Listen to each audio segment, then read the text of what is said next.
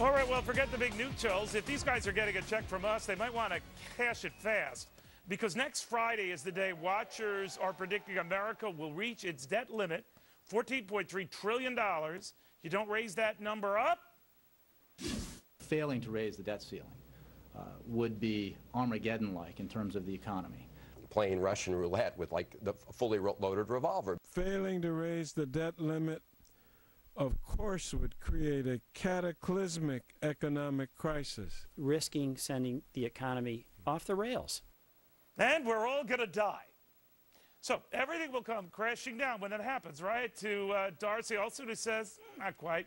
Darcy is president of the Goldwater Institute. Well, we've been having the fear of God put into us, Darcy. You don't share that. Why not? I don't. I mean, the only thing cataclysmic for these guys is that they're going to have less money to spend.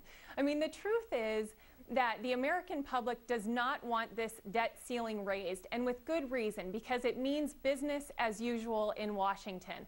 We're not going to default. Even if we hit that debt ceiling, there are all kinds of things that the Treasury can do to make sure that the government continues to pay its bills. And in the meantime, what we really need to do is get at the heart of that debt. Why is it so large? And figure out a way to stop it. No, I agree with you saying on principle. And there are things you could do to continue paying note holders and bond holders their interest.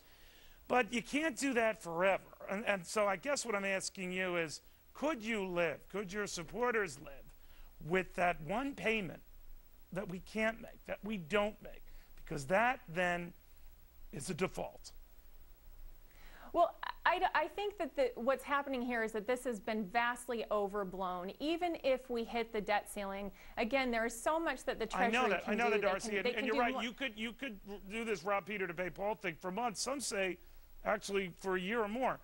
But if we push it to that, where we don't make good on payment, the technical definition of insolvency is just that, could you live with that?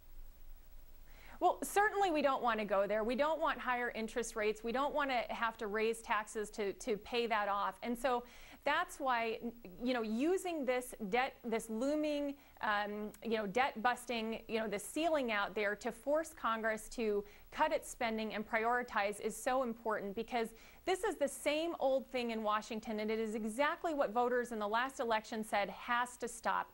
We have to stop issuing debt to pay for things that we simply can't afford. I mean, here we are talking about a $14 trillion debt, when the real problem is the entitlement debt, which is, you're talking about $40 trillion. So yeah, if we can't deal with this small problem... Point. But you're right, we do keep pushing the can down the road.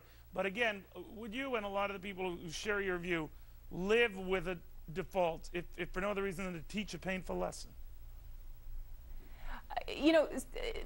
I just don't think that we're going to get there. I don't think that we need to get there. And so I really don't want to play that scenario. I don't think there is an Armageddon coming. I hope you're right, all. Darcy. I hope you're right. But good points all. Good having you.